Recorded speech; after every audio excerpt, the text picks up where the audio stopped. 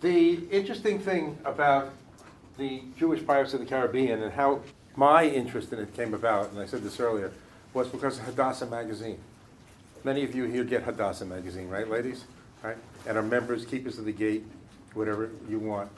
There was a little article, and it was a snowy day in Wisconsin. I had nothing else to do, no sports on TV, no sports that I was interested in. And so I picked up Hadassah magazine.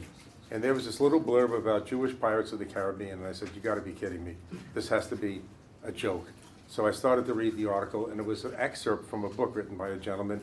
This was his PhD thesis that he did to get his PhD in Judaic history. So, and it was 183 pages, and it read pretty fast. So not only did I have one copy of this book, I had 3 copies of this book. One, because I've made the mistake of lending it to somebody without remembering who I lent it to. And when I decided to do the presentation, I had to buy a second one. And I bought the second one, and I did the same silly thing. After I finished, I lent it to somebody and didn't write down who I gave it to. So I bought a third one. So probably out of the 1,003 he sold, I have 3. But anyway, that sparked my interest. So I started doing research on it and reached out to the Jewish educational community through a friend of mine at UWM, Joel Berkowitz, Dr. Joel Berkowitz, who's in charge of the Stoll Center for Jewish Learning, which is something that our family supports and established, and got names of other professors across the country. And some of them knew what I was talking about and said, what? Jewish pirates? What are you talking about? So, okay, and these are people that run Jewish institutes of learning, so, okay, they weren't so sure about this. So I got a lot of information, and then I did a lot of research. Thank God for the internet. So, combination of reading books and doing work. This all started at a date that we all know, and we know this date because we were taught this in elementary school. In 1492, Columbus sailed the ocean blue. Well, on the same date that Columbus pulled anchor out of the harbor in Spain and left for the New World was the date that the King of Spain issued the Alhambra Decree. And what was the Alhambra Decree? All Jews are being expelled from Spain unless they convert to Catholicism. So Columbus picked a good day to leave, right? He had mazel. He knew when to get out. But we're going to start a little backwards. We're going to start with the American Revolution. When we decided to leave the monarchy from England, had one ship in our Navy. Who was the captain of that ship? John Paul Jones. John Paul Jones. You know where the other ships came from? Jewish pirates.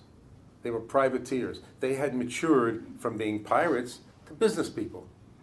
Okay, it was no longer fashionable to be a pirate. You associated yourself with a country. They paid you money to attack other countries on their behalf, and you were a privateer. You weren't in their navy. You were an independent contractor. Okay? Huh? Halliburton, right. So this is the birth of Jewish entrepreneurism. They were independent contractors, and they were paid by the colonists to fight on our behalf against the British. They were used to fighting against the Spanish. So here, they owned and operated a few of the pirate ships that captured and destroyed over 600 British ships. They destroyed 600 British ships and took cargoes and prizes estimated at $18 million at that time. So that's how they got paid. You sink the ship, you keep whatever you find, okay? So that's the beginning. That's really the end of the journey for the Jewish pirates. But to put it in context, why are they so important to us? They helped defeat the British. In the Spanish Navy, a majority of the astronomers, cartographers, and navigators were Jewish. That was a major problem for the Spanish Armada when the king and queen said all Jews have to leave. Who was going to sail their ships? Who was going to direct their ships? How were they going to find their way to where they're supposed to be? And who was going to make the maps? So a lot of these Jews became the hidden Jews, the Conversos. And they were protected by the captains of the ships. They were protected by people in the army, people in the monarchy. The treasurer to Queen Isabella and King Ferdinand was Jewish. He was the one that raised the money for Columbus, but nobody knew he was Jewish. I mean, they did and they didn't. They looked the other way.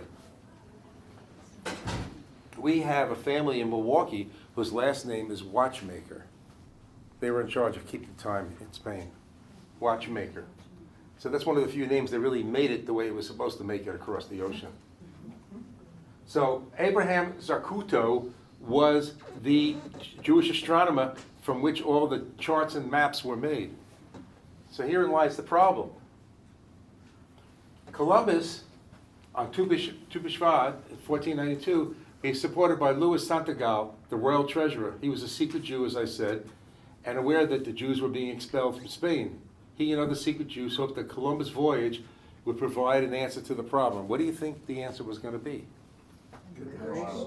Well, a new place for the Jews to go. He was going to find a new country, and that was going to be our new destination. You know, constantly on the move, constantly migrating. Let's go to wherever this place is supposed to be. And what were they looking for? A new route to China, right? Rather than the Marco Polo route, they wanted a sea route to China.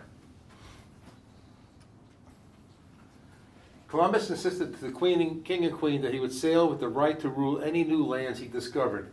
These rights would be enjoyed forever by his heirs and successors. It's in red because it's a key to the history of the Jews in the Caribbean.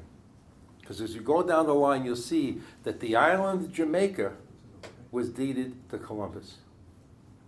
Because he took it away, his heirs took it away from the British, so now it belonged to his heirs because it was agreed by the king and queen, his successors. The requirement would prove to be the key influence in the evolution of the Jewish pirates of the Caribbean and the establishment of a safe enclave for banished Jews. The Spanish Inquisition was set up to prevent Conversos from engaging in Jewish practices. And the remedy for securing the orthodoxy of Conversos was deemed inadequate. So the main justification for expelling them was great harm suffered by the Christians from the contact, intercourse, and communication which they would have with Jews. So no intermarrying, no communicating, no doing business with the Jews. 80,000 Jews were in Spain at that time. 40,000 chose immigration. Half decided, goodbye, we're going. The Jews of the Kingdom of Castile emigrated to Portugal and to North America. North Africa, I'm sorry. Thank you very much. North Africa.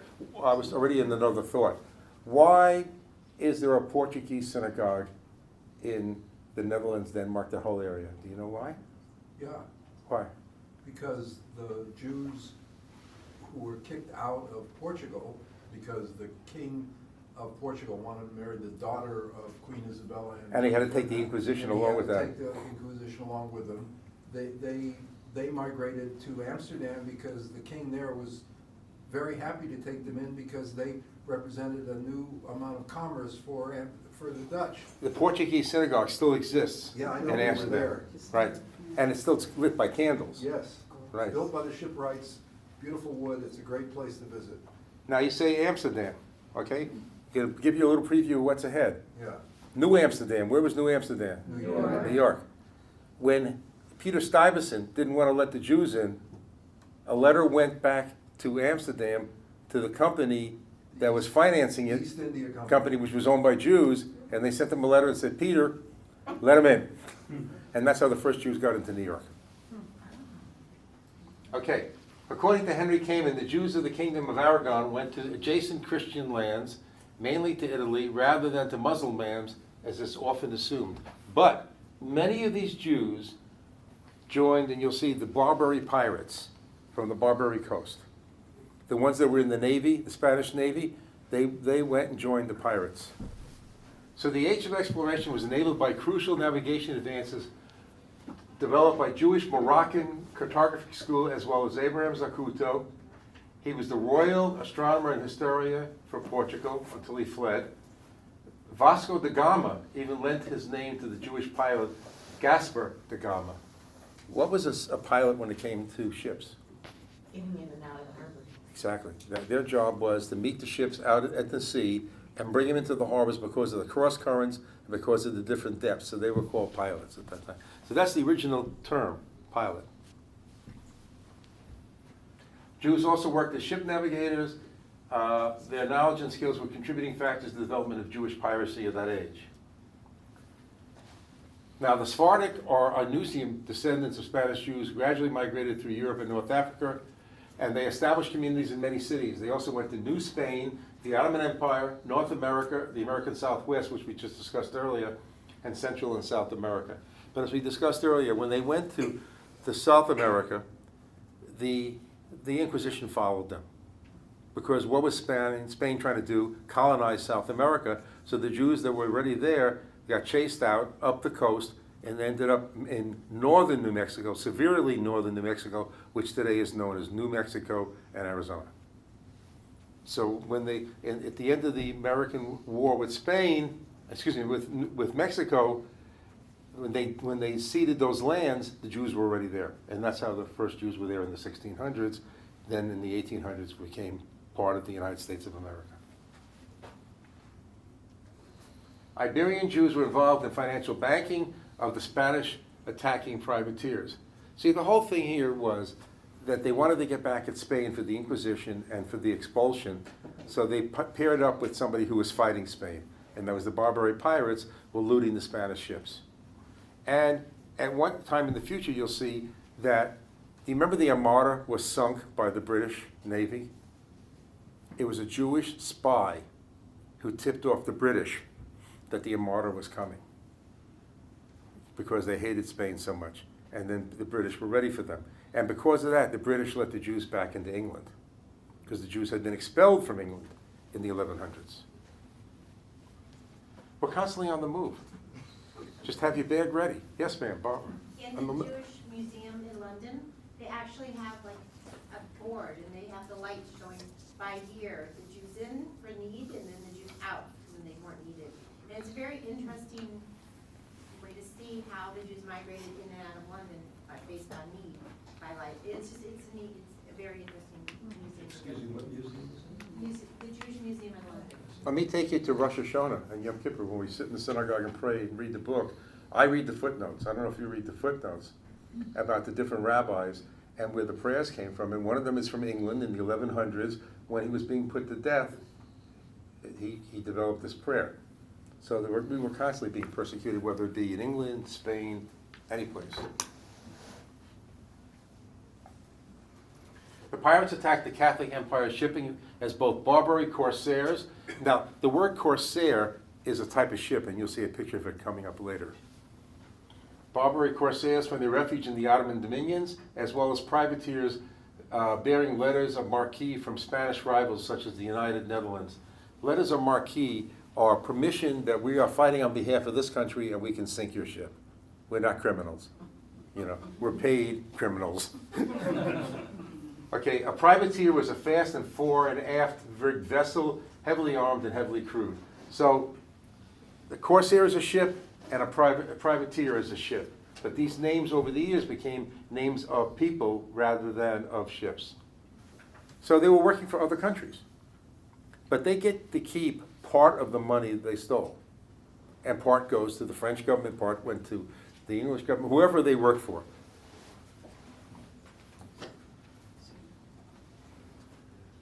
Okay, now this letter gave you the ability to cross an international border to effect a reprisal authorizing by issuing jurisdiction to conduct reprisal operations outside its borders. So it's a license to kill is what it really is. In 1550, he was born. Rabbi Samuel Palashi was a pirate who maintained his Jewish heritage. He was a leader of the Moroccan Jewish community and a personal friend of the Dutch Crown Prince. Now we see these connections with Netherlands, with the Dutch, with the French, because everybody was at war with Spain at one time or another. Am I right? Yeah. Everybody was, So his family originated from Islamic Spain, where the father had served as a rabbi in Cordoba. In Holland's name, he raided Spanish cargoes. He was rewarded with a court funeral upon his death. He was buried like he was a member of the monarchy. In his book, Paria Among Pirates, author Dan Zalaka enumerates the stories of Palash, who in his life combined his exotic childhood in Morocco, the atmosphere of the Dutch court, and his daring feats of piracy. He and his brother Joseph would go on to establish Amsterdam's Jewish community, Norman. Okay? Saniya was the first president of Neve Shalom, the abode of peace, Holland's first synagogue in 1612. So they go from being pirates to being established people of a congregation, okay? They forget we were pirates. That was over there. This is here. We'll grow tulips. Things will be good. Yaakov Cariel was born to a Jewish family that converted to Christianity under pressure from the Inquisition when Yaakov was a child. As a young man, Yaakov was the captain of the Spanish fleet until he was caught by the Inquisition. He was freed by his sailors, and most of them were Moranos. Saniya and Reese is a very famous one also, called the Great Jew by the Spaniards. He was a refugee from Spain. His family immigrated from Spain to the Ottoman Empire. He sailed with the Barbary Corsair, flying the Ottoman flag under Hadrian Barbarossa. Now, we've heard the name Barbarossa before. His legacy includes the defeat of the Spanish imperial fleet in 1538 at the Battle of Preveza. He was called the Great Jewish Pirate by Henry VII, the Great Jewish Pirate. Among the Jews, he was called the Vance, but among the Goyim, he was a Great Jewish Pirate. Sitting in Greece after the Battle of Provenza in Greece, the following year he blockaded the Gulf of Cattaro on the Dalmatian coast and forced the surrender of the Spanish garrison. 1553, in his final recorded action, he sailed down the Dardanelles from Gallipoli with 150 ships and ravaged the coastal districts of southern Italy and Sicily. Nice guy. He died the same year as Charles V of Spain. His tombstone in Istanbul, Sultani Cemetery reads, "Towards his friends, Simeon was another Joseph. His enemies dreaded him like a dart. Let us pray to heaven for Simeon. May God cause his soul to rejoice. The Captain Pasha has entered the realm of divine mercy." As we go on, you'll see in the Caribbean, if you go to cemeteries, Jewish cemeteries, you'll see tombstones with the skull and crossbones on them. These were the captains of the pirate ships. They're buried in the Caribbean cemeteries.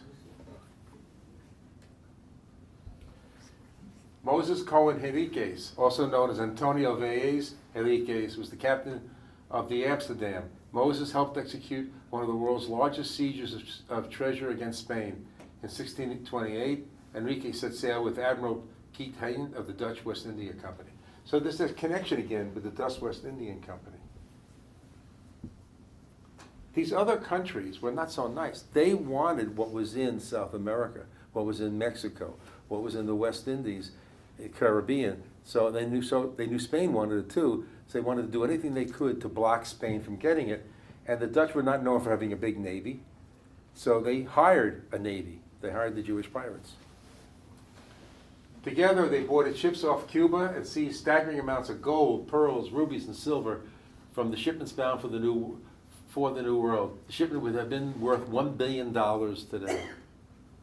Henrique later set up trade on his own off the coast of Brazil. In many Jewish graveyards in the Caribbean, graves are decorated with the skull and crossbones engravings. He is buried in Barbados, Yaakov Mashiach. He took a fancy name. He's the Mashiach. He left no mention of his history other than a testament to his audacious marine activities. His grave, as well as his wife's, bears a skull, crossbones, and an hourglass traditional pirate symbols. He wrote another book called The Messiah Was a Pirate. Hadrian Barbarossa, together with Hassan Reis, later Hassan Pasha, and the rest of these gentlemen, swiftly engaged the Venetian, Papal, and Maltese ships. They sank 10 ships, burned 3 others, captured 36, and took 3,000 prisoners. The Turks suffered 400 dead and 800 wounded. This was one of the biggest battles in 1538 on the sea. Has anybody ever seen the size of these ships? How small they were? If you've ever been up to New England and Boston, some of the old ships in the harbor there, and other places, these ships were not big. These were small ships. The Jews of Brazil resided in Recife, the port of Jews, with Dutch and their fortune in the sugar and slave trades. They made up 30% of the white population of Brazil in the 1640s. They sold African slaves to the sugar plantation owners and owned 10 of the best sugar plantations. They sent their production back to Holland to be refined by the Jewish merchants. That's how sugar came to the old world from the new world. But here's the thing. They were the first slave traders. They brought the slaves from Africa to South America. They established a congregation, Zora Israel. The Jewish population was more liberal in their religious practices than the Jews of Amsterdam. The congregation was comprised of members from Turkey, Spain, North Africa, and Portugal, as well as Holland. So there in the 1600s is a synagogue or a congregation in South America. Jews of Jamaica. At one point, 20% of Kingston's population were Jews of Portuguese, Spanish ancestry. Okay? Spanish Town was founded by Jews who escaped Spain. The first Jews landed in the island in 1534. 1534. We were already in the Caribbean. Now called Spanish Town. It was called Villa de la Vega, was the earliest documented settlement of converted Jews in the New World. The Jews aided by the British conquest of the isle under the British Port Royal Jamaica was home to a large Jewish community which economically backed the raids against the Spanish. Today there are only 200 Jews living in Jamaica. There's a rabbi down there, there's a congregation, but it's very sparse. This is a corsair. This is what a corsair looked like. Jewish pirates of Jamaica named their ships for ancient Jewish heroes and prophets. The prophet Samuel, the Queen Esther, the shield of Abraham. Those are the names of their ships. And they targeted Spanish and Portuguese merchant ships. A number of the captains were ordained rabbis. Captains of the pirate ships. I always make the joke that sundown on Friday, they pulled the ship over. They said, no, nothing, it's Shabbos, we'll pick it up on Sunday. We'll pick it up on Sunday. The most famous pirates of Jamaica were Moses, Cohen Henriquez, Anus, who in 1628 led the Pieterzoon Hein, the only successful capture of Spanish treasure fleet. He went on to aid the Dutch capture of the northeast Brazil from Portugal. There's a footnote on that because it goes back into the bibliography. Oliver Cromwell. They are good and useful spies. That's what he talked about us as Jews, okay?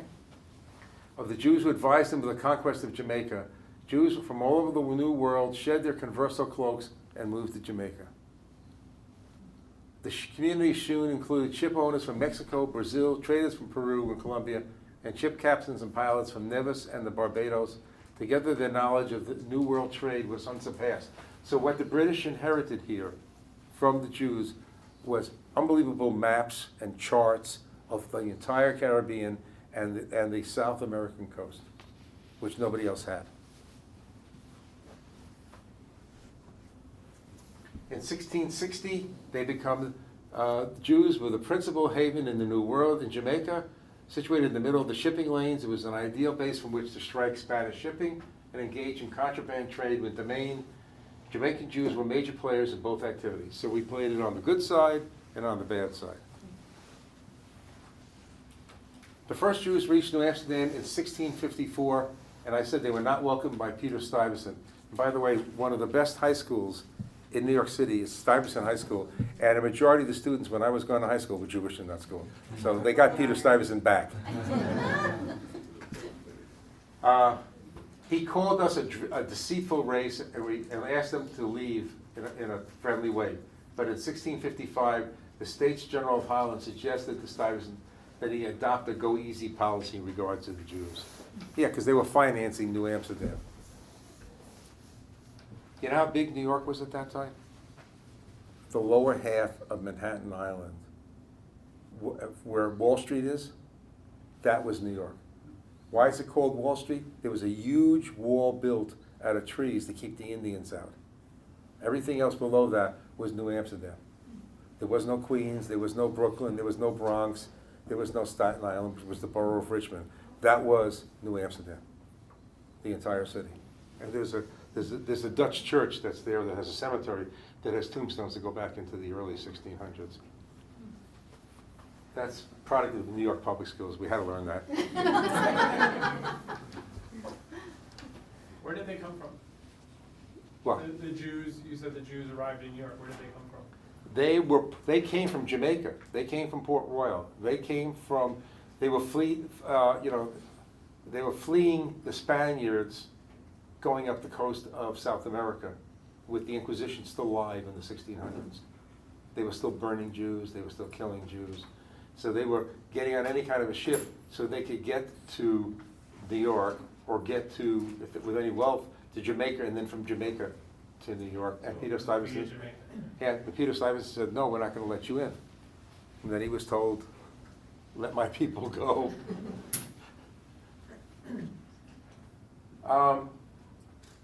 It is estimated that 10,000 Conversos were settled in the New World. They were explorers, conquistadors, cowboys, as I went through an hour ago, and pirates. They created the first trading network that spanned the 7 seas and transformed sugar cultivation. Now, this is the legacy of their journey. These are 2 synagogues that still exist in Curacao. This one, and there's another one. And believe it or not, there are Jewish families from all over the United States that take their daughters and their sons for their bas and bar mitzvahs to Curacao to be bas and bar mitzvah there. It's a destination. Is it because their heritage? They could be Sephardic. Yeah. I don't know, but I think it's also a beautiful thing to do. If you can't go to Israel, why not go there? Right? But what do you notice on the floor here? Sand. There are no floors in those synagogues. There's sand. Any questions? Open for any questions? Yes, sir. So the Revolutionary War, what was the number of Jewish pirates that fought? I never, in all my research, found the number, but I know that they were a majority of the ships that we had in the colony navy that fought the British. We only had one ship that was under the American flag under John Paul Jones. The rest were flying the American flag as privateers, hired sailors. So that's the beginning of our Navy. I could probably do much more research on it. I mean, I could have spent years on all this stuff. I mean, there's just a plethora of information, but it's not in one spot. It's a little bit here. It's a jigsaw puzzle. There's a little here. There's a little here. There's a little here. And you have to try to put it all together. Where were these ships built? Well, Spain had built a tremendous number of ships, and I would think that a lot of these Jewish captains, when the Inquisition started, just weighed anchor, and they were all over the world sailing for Spain. When the word got to them that the Jews were being expelled, why return home? Keep the ship. Keep the ship, and if any of the sailors want to go back to Spain, jump, go right ahead, go right ahead, swim back, and they kept the ships. I would think that's one of the ways they got the ships. Replacement ships had to be built. They had to be built, in the Mediterranean by somebody. Some were built in Holland too. In Amsterdam, Probably. they had a lot of Shipbuilding there. A lot of shipbuilding there. But nobody ever asked me that question, Keith. It's a very good question. Where did they get their ships? Not Sears Roebuck catalog, Right. Somebody had to build it, and ships weren't built in a day.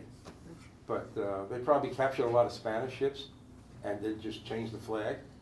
Trading up like they're trading in a used car. Our ship is nicer. Right? Leave our ship, take their ship. Yes, ma'am. So if they bailed on Spain in the middle of their voyage somewhere, what did they do with their families back home? Did they I think have to just escape on their own, or? it's very similar to when you had European Jews that were in the United States when the Holocaust started.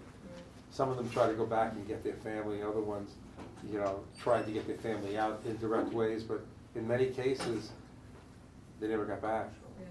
They never got back. You were allowed to leave. That was one thing. You could leave. You couldn't take anything with you, but you could leave. So for all we know, they had plans. And if we have to leave, we'll meet you in Morocco or something. I mean, there's tremendous there was a tremendous Jewish population in Morocco and all along that Mediterranean edge. And where did they come from? Directly across the Mediterranean from Spain. Some of them, there were two immigrations to Morocco. The first happened with the destruction of the first temple. And there's a group of Jews that can trace their ancestry all the way back to then. And then the second wave came when they were expelled by the Spaniards. Yeah, we don't all leave it the first time. Some of us are stubborn, and it takes 2 times. But the fact is that the Inquisition really scattered the Jews around the globe.